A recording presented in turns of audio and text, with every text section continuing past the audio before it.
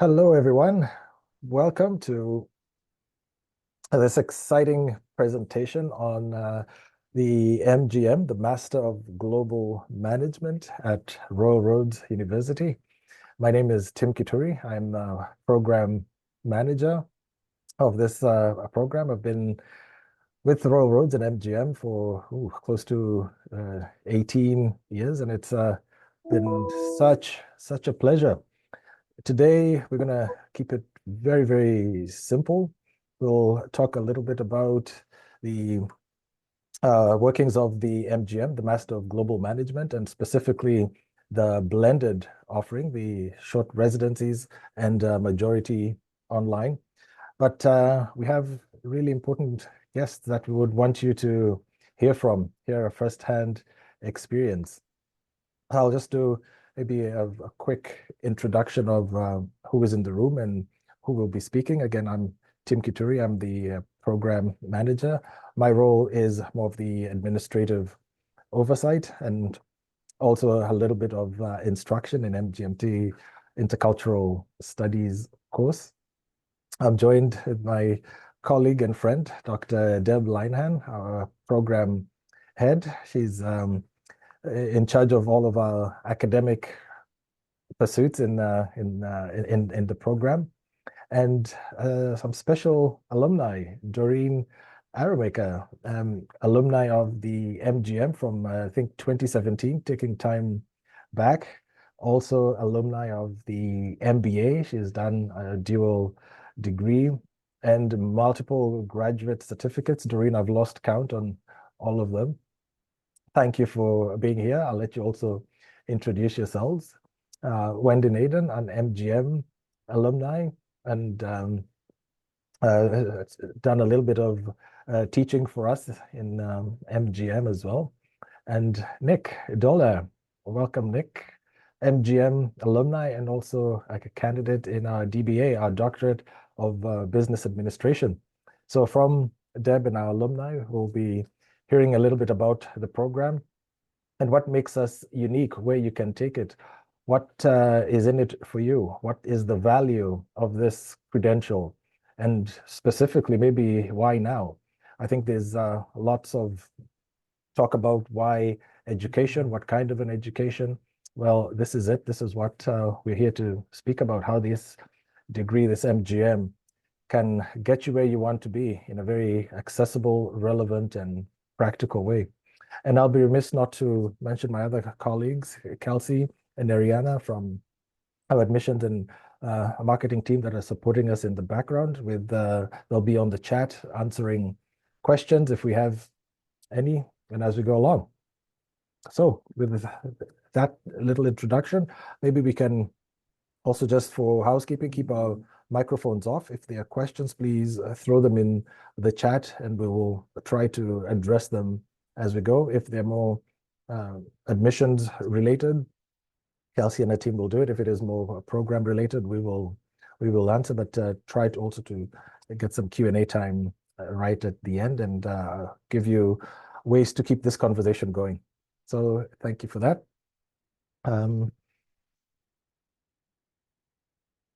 I'll go.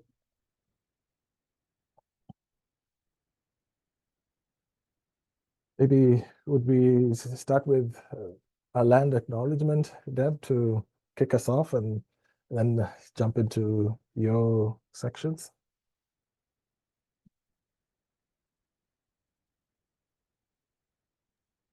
Guess I should unmute. Thank you, Tim, for the introduction and overview of today's session. And we very gratefully acknowledge the campus that we're working on, Royal Roads University, is the traditional lands of the Lekwungen-speaking people, which is the Songhees and Esquimalt First Nations. And we live, work, learn here. It is a special place if you've ever been to Victorian railroads. Sense of place matters, and the history here, long history of present and future, Indigenous and non-Indigenous students, faculty, and staff coming together. And we do hope that you'll be here to enjoy this space with us sometime. We'll go to the next slide.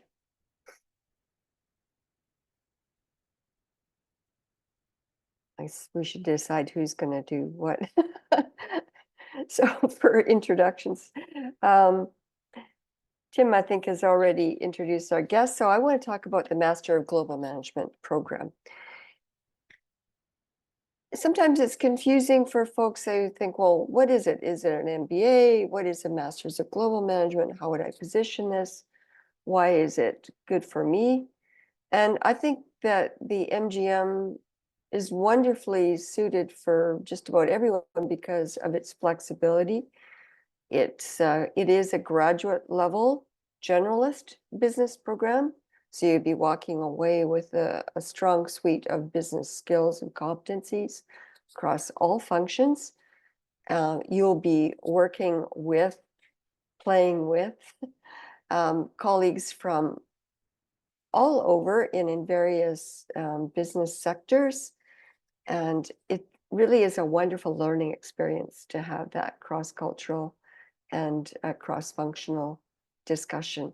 So it's valuable at any stage of your career. We find that most of our students are early to mid-career professionals, but the age ranges vary a lot. I think, as Tim said, why now?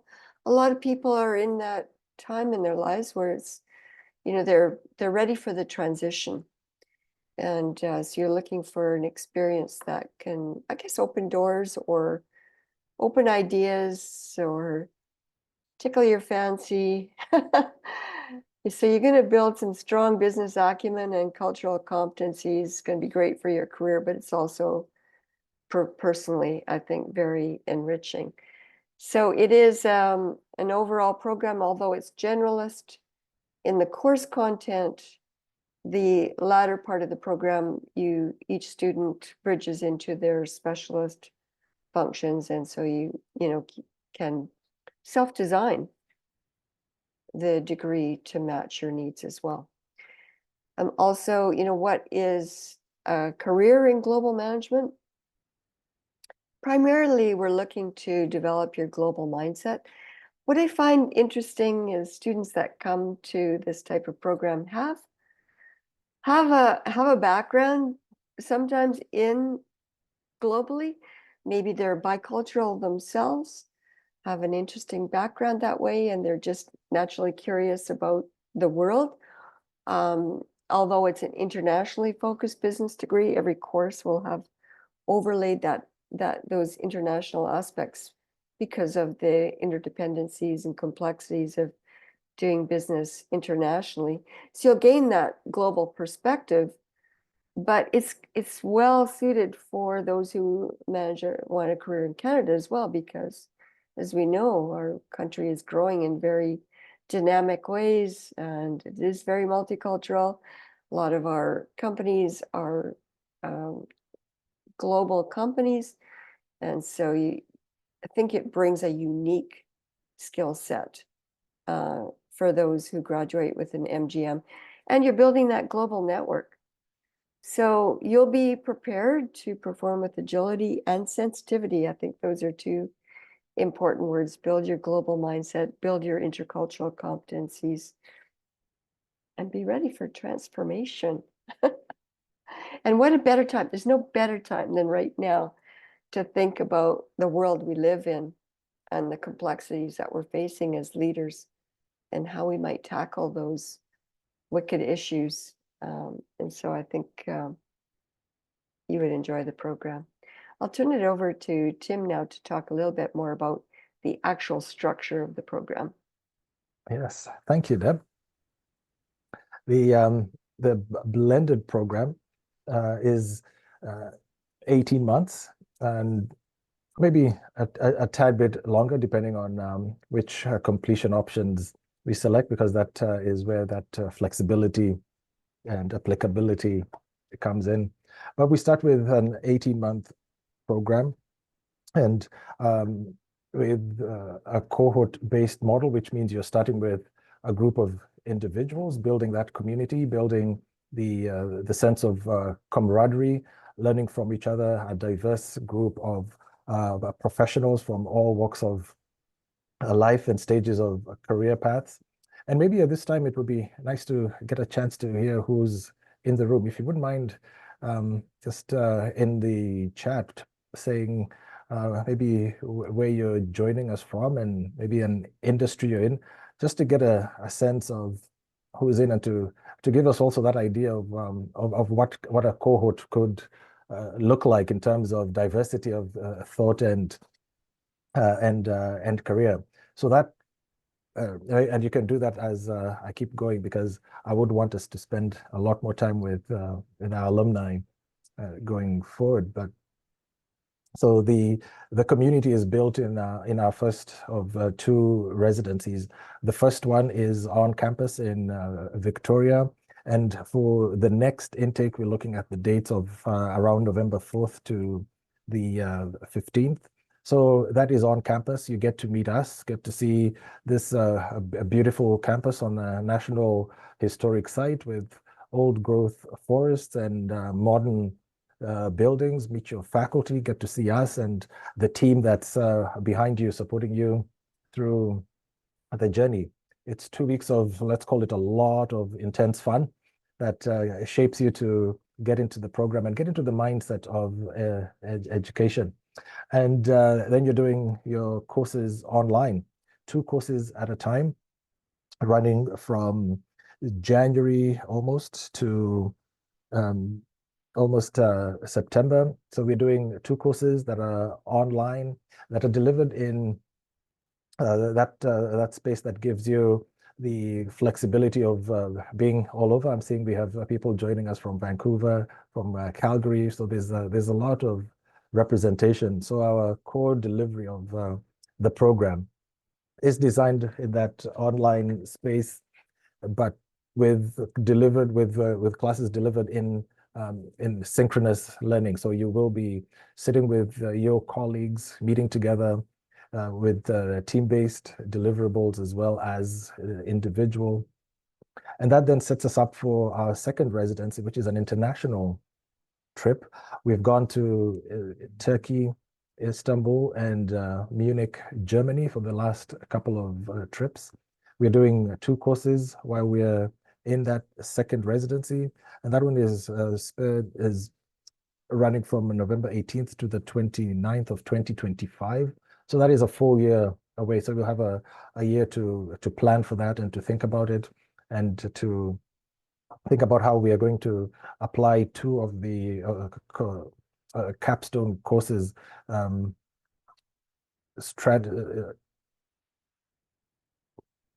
just lost my thought. The supply chain and change management courses are the ones that will be running through your second residency and applying those concepts in that international space. And then to finish off the program, we have a choice of completion options, from a global management project, which is a research-based, to internship, which keeps you in an organization. And as a source of your data, we have graduate certificates that are pulled from all of our roads certificates that are applied, professionally oriented. And if you have a graduate certificate already, then that means you're halfway almost to your MGM credential.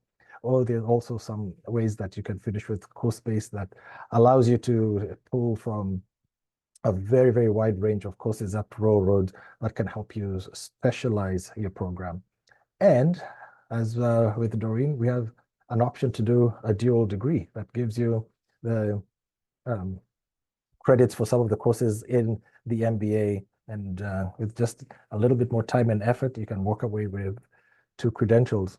And now this was just a very, very quick overview of the structure. But what I would like us to take away is that it is accessible. It is appropriate for people that are working full time, that can allow you to participate fully in the program. Yes, there might be a little bit of sacrifice of time, but the takeaway is incredible.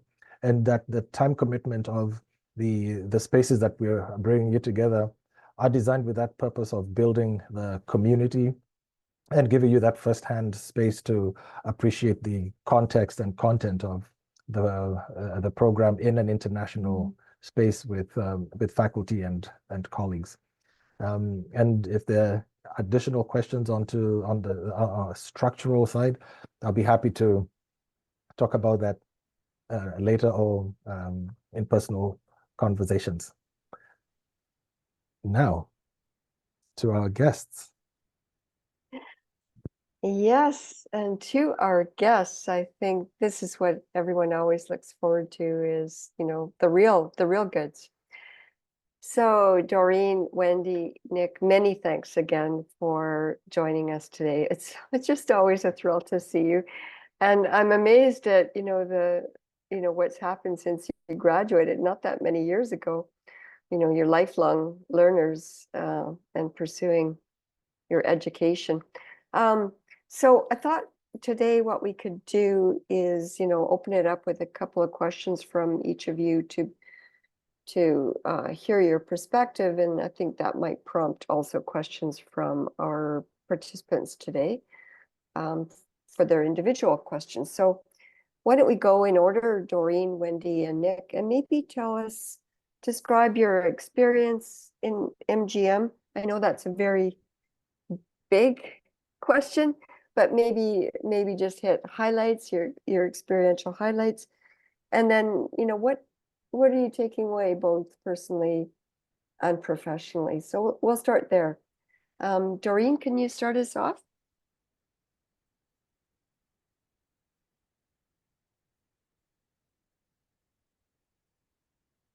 You're muted, I think. There you go. Oh, still muted. Can you hear me? Yes, yeah, that's perfect. It was conflicting with some people that were their speakers were. First off, I want to say hi to Nick and Wendy, Tim, all of you guys there. So nice to see you. I'm glad that we've taken an opportunity to showcase and highlight this MGM program for railroads, because when you're going through the introduction of the program, it brought back a lot of memories for helping me walking down the memory lane as to how we all started. And it's such a humbling experience. For myself, like I really love railroads, actually. I'm a lifelong learner. I'll always advocate and always bring positive light to railroads, because I feel that, railroads was a place where I literally found myself and found who I really am, because, you never come out the same person when you go into the program.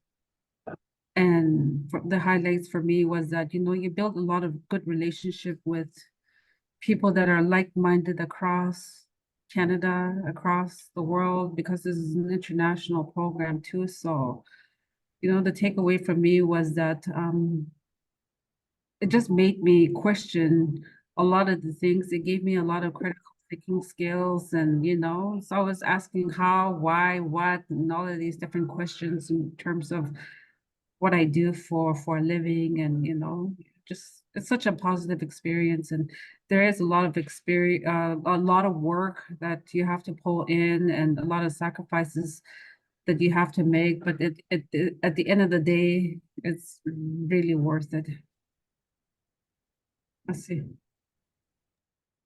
Thank you so much, Doreen. And then maybe we'll go to Wendy and Nick next. But after they conclude, Katrina had that question about the dual degree, so we'll come back to you, Doreen.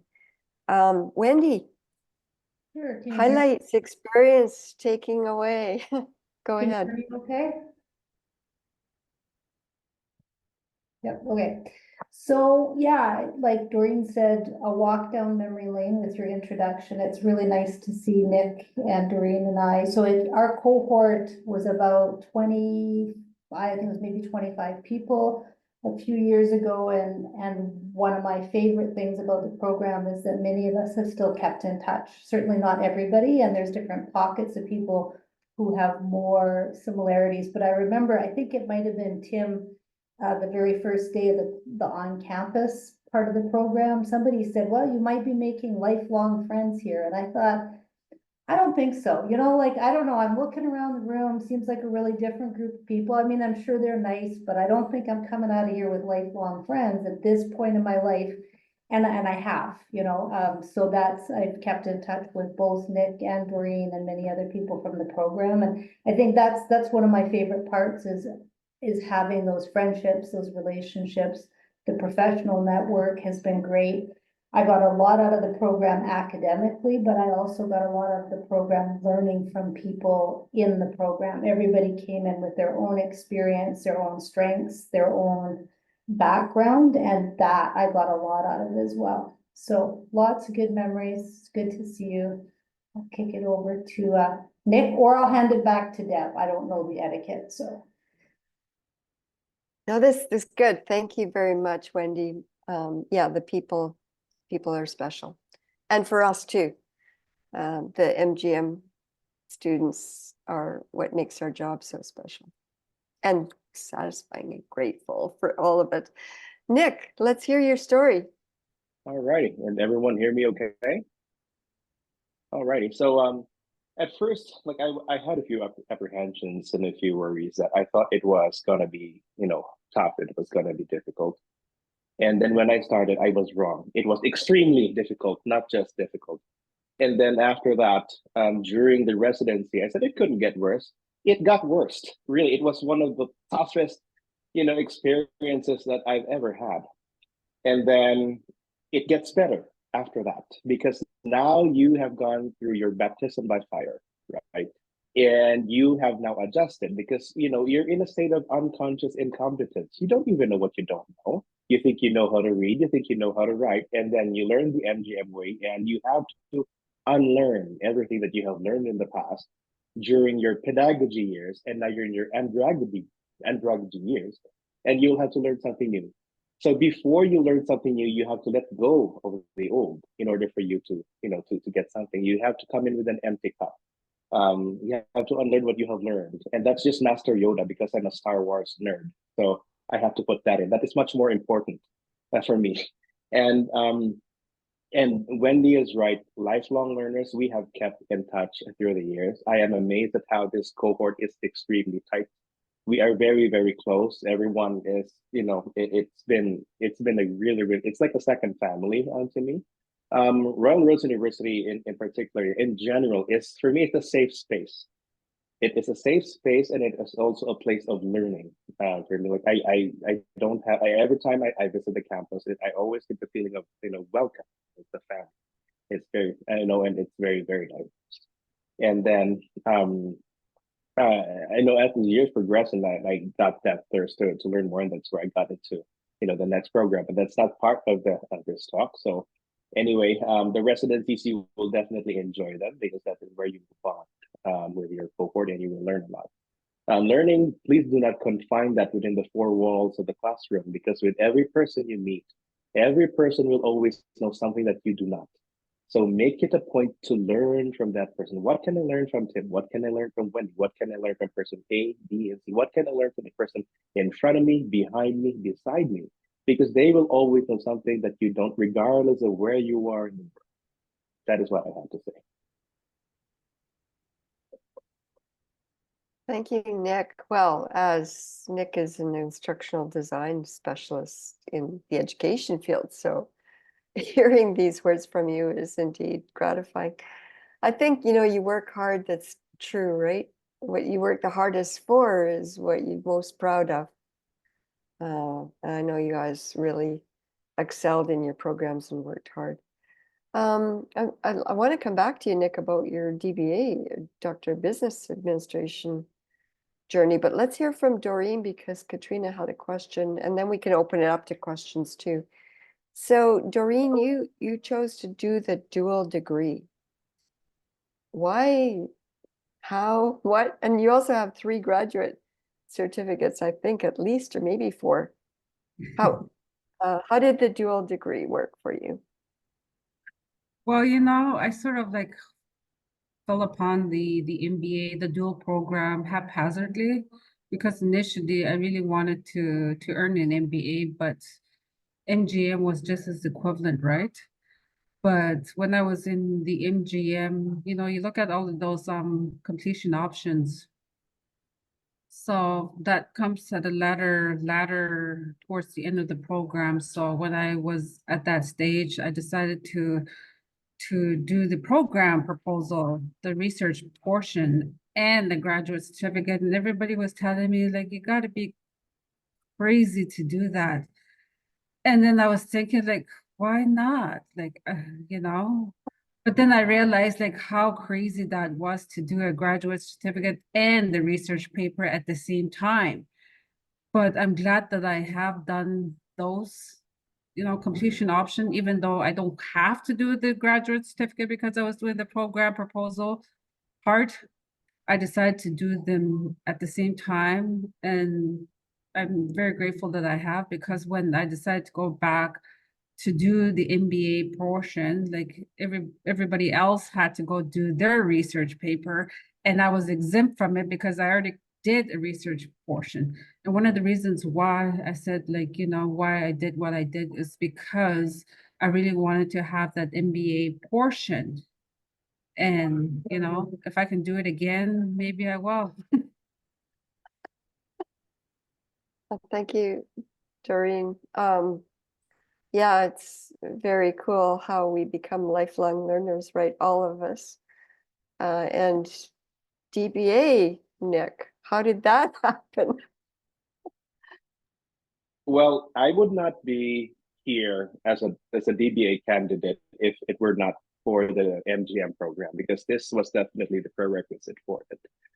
It gave me the tools and the skills necessary for me to get into the DBA program. And towards the end of the DBA program, I was hemming and having, like, should I go with the research project or should I go with the grad certificate or whatnot? And then Hassan said, if you have plans to go into a doctorate in the future, the research track would be best for you. So that was already at the back of my mind, even back in my bachelor's degree days. Like in my undergrad days, I've already had a doctoral degree in mind, and I just put that in a parking lot. Just park it there, maybe I'll come back to it maybe in the future. And that opportunity arrived. So I went with a research program, and I said, it's not going to be too bad by this time. Maybe, I'm just going to have a newborn, and then I'm going to run a small business, and then I can take care of my son and I can take care of my research at the same time. So I highly suggest for people, do not do that. Just don't, okay?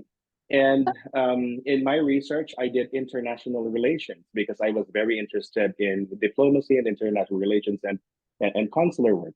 And because I was in a state of unconscious incompetence again, I did not know that my interview subjects were all going to be diplomats stationed outside of Canada, meaning I had to wake up 2 and 3 o'clock in the morning to interview them to get my information. So I would wake up, at 12 midnight to feed my son, to take care of him. And then I would just stay up, and then 3 o'clock comes around, I would do my interviews. And then 5 o'clock comes around, I would have to go to work because my shift started at 6 o'clock in the morning. By the time I would get back home, I would have my Airbnb clients checking in. So I would have to play bellboy again, and I would also be the chambermaid and do everything. And that one went on for a few months up until I graduated on time. I have no idea how I did that. I still don't know what I'm doing right now, and I'm doing my doctorate degree, and I'm balancing so many things at the same time again. But then again, the MGM gave me, gave me what I needed in order for me to get in. And when the program started, a lot of in my cohort right now, in the doctoral cohort, there are some that were doing okay, and there were some that were not doing okay. Not doing okay, which is it's just okay. It's just the adjustment period, right? But for the folks that were from Royal Roads and those folks coming from the MGM, the adjustment was very, very little because we know what we were getting into. So for those folks who would, have, the doctoral plans, in the future, that is something that I would highly recommend, because that is, it's a huge, huge learning platform for you. And it's again, just going back to the residency, when we were in Germany, Wendy and Doreen and our whole cohort, it's a great bonding experience. I did not even know that I could speak Japanese, but Doreen, she forced me to speak Japanese one night, and I just spoke Japanese. I said, okay, I'll do that. And up until now, yeah, whenever I see Doreen, I remember that I should speak Japanese. For the record, I do not speak Japanese. Thank you. Some interesting experiences. You know what you said, like it's unfinished business and everybody has this in the back of their mind. And then it's interesting what you can do when you're motivated and want to do and you're pursuing your learning. I'm just looking for questions from the participants this joining today if they want to engage our alumni with specific questions, or while we're waiting, maybe Wendy, you did some teaching assistant work with us and you've remained in the academic practice. Not as much as I like. My day job gets in the way, but yeah, I did a little bit of teaching outside of Royal Roads, more with project management theory, and then some TA work and co-teaching, and it was also a great experience. I like to be in an academic environment. I don't think I'm finished yet. I'm going through the application process. Nick's convinced me that perhaps this DBA road is a good way to go. So I've been waiting for my life to slow down a little bit, and that hasn't happened. So I think I'll just do my DBA anyways before I get too much older. So yeah, the hope is to be back next year on campus and doing this again. And I've assured my husband there is nothing that comes after the DBA when you look up a doc, because it's a terminal degree. So I have assured him that there is an end in sight.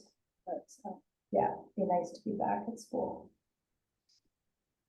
Well, thank you all. You truly are inspirational, all of you, and what you've accomplished and what yet to come.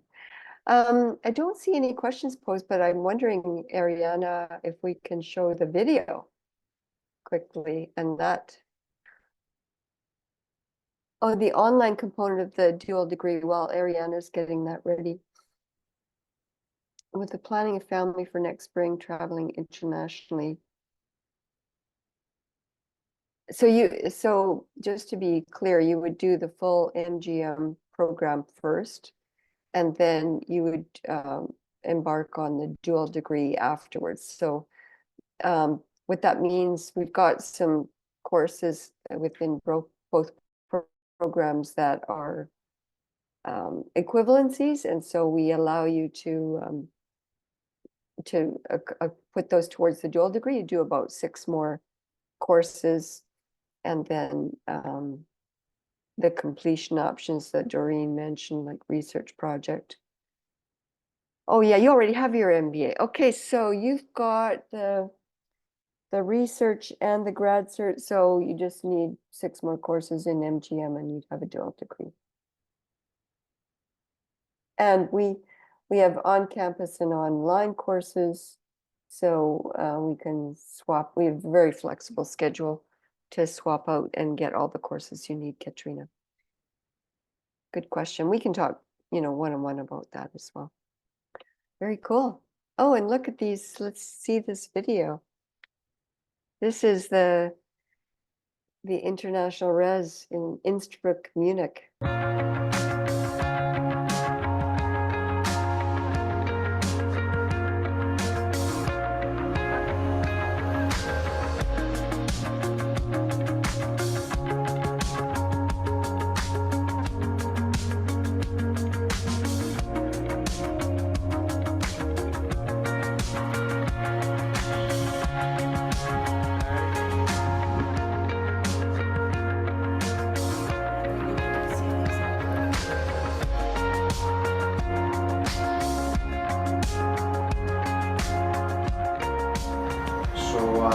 As a combined cohort, we just wanted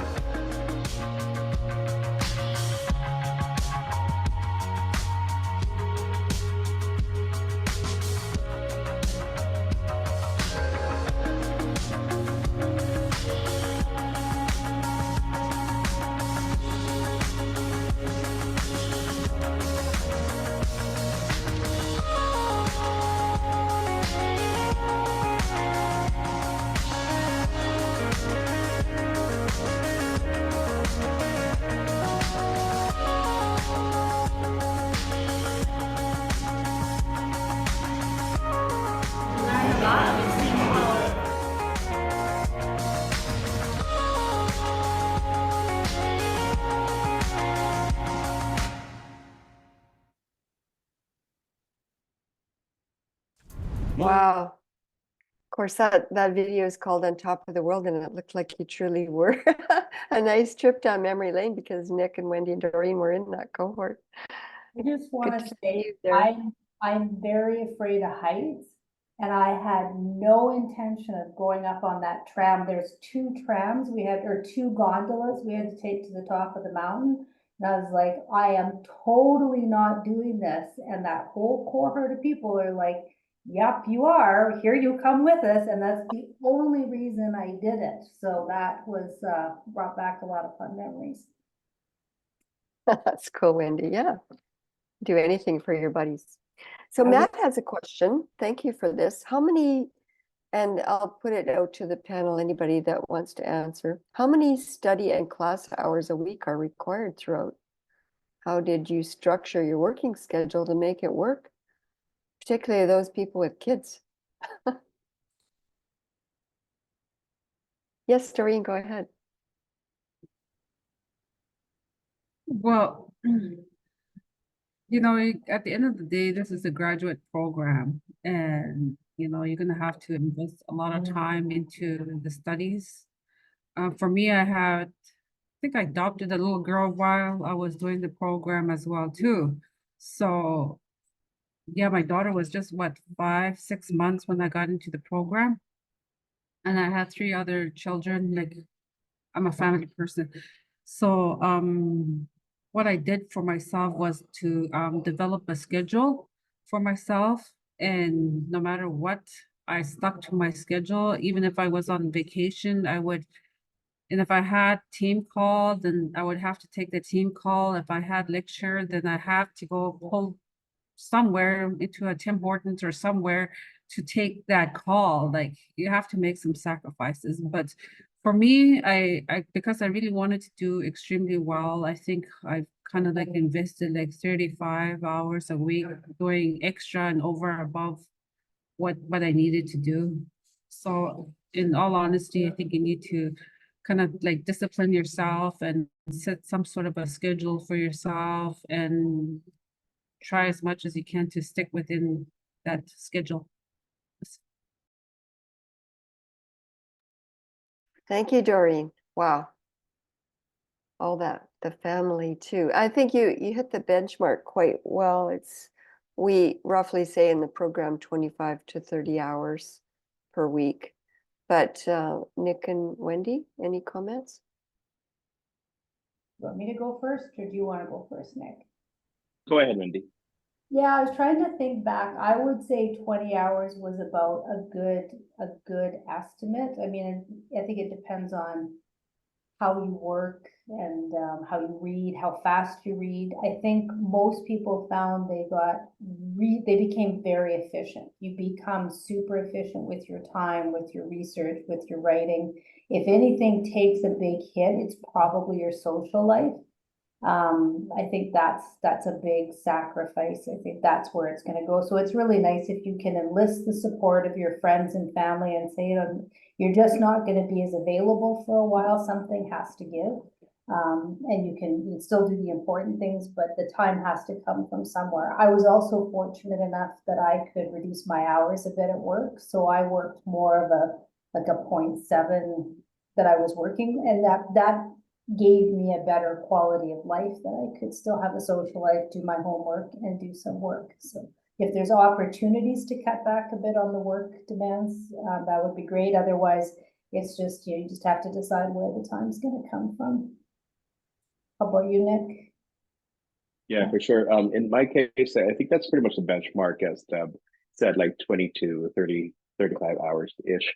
You can also approach it in a way, so it's almost like a bell curve, where you at the start, you will have a lot, and then you'll hit like that 20-hour mark. And then maybe towards the end, you're going to work lesser hours because you already know what to do, you know what's expected, you're a faster writer, you're a faster reader. You're able to develop on a schedule. And yes, sacrifices will be made. Others would sacrifice their social life a little bit and whatnot, or working lesser hours. In my case, I am an introvert, so I just stay here at home and I work from home. So I'm able to to churn out the work that's needed for it. If there is one piece that I did sacrifice it is my music, because I am a musician and I play in a band. And at that time, I did have a band, and I left that band. And I told them, and I had to, focus on my studies and my career first. And then right after that, I just went back into music. So other than that, it's all good.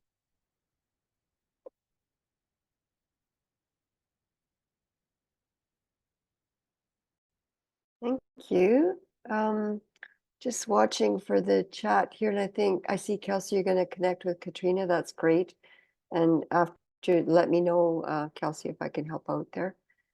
Miriam says, know about immigration process and documents needed from the school. Kelsey, can I ask you about that?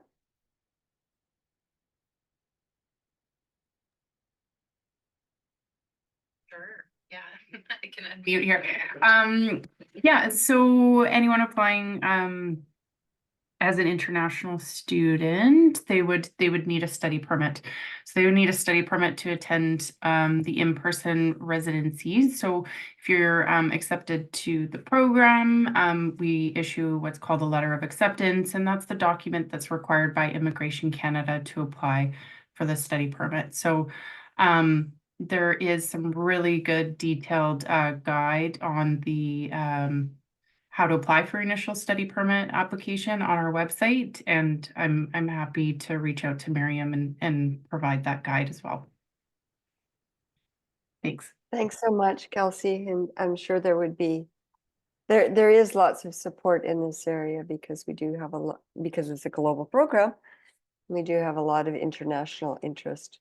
I think I'm looking at the time and wondering if we should put up the slides, Ariana, and talk about application process. It seems like a good time, and maybe financial aid and so on. Oh, there's Doreen. Okay, before you start that, I'm just gonna log off and say everyone, thank you, and I hope you apply for Royal Roads. I just have to run to another meeting, so. Thank you, Doreen.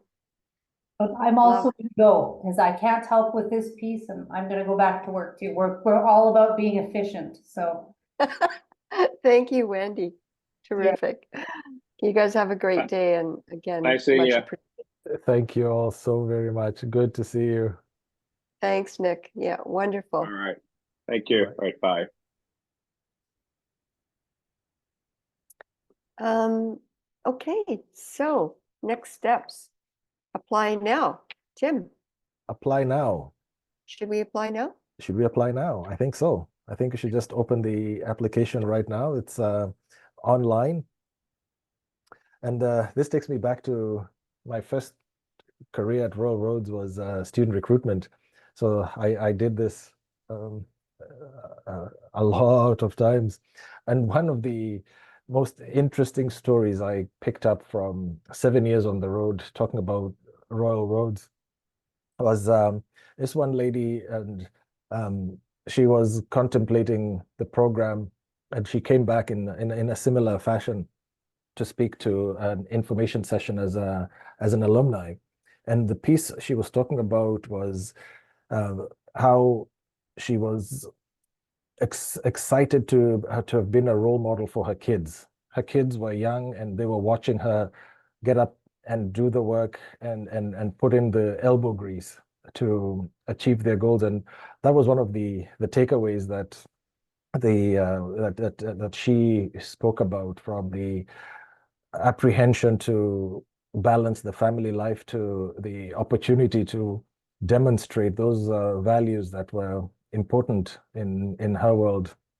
So the challenge to apply now is to think past those barriers and to look at the opportunities. And it is a very seamless application process, which is that application with the online application form. You don't have to have all of the documents ready with you at the time, but you can start the application and then submit these documents as they come through. So that to make the next intake of September 3rd, we're looking at an application deadline of June 3, which means you've got to start the application before June 3 so that you can qualify for that next September intake. And the documents are the online application with official transcripts coming from all of the academic institutions, a detailed resume or a curriculum vitae. More than a job application, we're looking to see that your experience really fits with who we are looking for in the MGM. We're looking for at least 2.5 years of relevant work experience. And that is a very open-ended piece. What is the relevant is leadership management of resources, people, tasks, and to show that you have information and value to bring to the cohort. I think all of our alumni spoke about learning from each other, and that is where we see that experience to participate and contribute to that learning environment. And a personal statement. And for many students, this is a really important document because it is an uphill and a tough commitment. So that personal statement is a question to yourself. Why is this important? And I think I'm alumni of the intercultural communications program and a graduate certificate in coaching. And there were times I was up in the middle of the night fighting with an assignment, and I'd ask myself, why am I here? Why am I doing this? And reflecting back on that personal statement is a good place to be. So we are asking you to really think about it. If this is the right place to be, tell us in this personal statement, and this becomes a good document for you to go through. And then letters of reference that are from, we would like academic references sometimes to tell us that you are capable of this journey, and if not, then to professional references. I know some people that were applying and said their academic references are long gone. So we will look for professional references in this space. Anything to add on this, maybe Kelsey and Ariana, and I could let you do our financial services. And I love that slide because I just said that I did my program here, and I think the people in that slide were my classmates. Doug Ozeroff was a classmate of mine in my master's program. Could you please talk about the financial services and awards? Yeah, I can absolutely jump in here. Thanks, Tim. So we realize, of course, at Royal Roads, going back to school, it's a big step, right? So we have many financial resources that are available to you. So things like loans, bursaries, scholarships, even emergency funding and other funding, because sometimes life happens, as well as our wonderful enrollment services. So Kelsey, I know you've provided your email in the chat, but if you're looking to reach the enrollment services folks, it's learn.more@royalroads.ca. And then there's a few numbers on the screen as well for local and toll-free. And they're great. They can really help you narrow down your programs, answer questions, and of course, connect you with students and alumni. Thanks. Thank you so much. Okay, thank you, Ariana. I mean, that was important news as well. So I think that concludes, and we're kind of at the top of the hour, but we hope that gives you a good overview of the MGM program. We thank you for joining us today, and we hope to see you soon to be part of our wonderful team and a lifelong learning transformational process, an investment in yourself.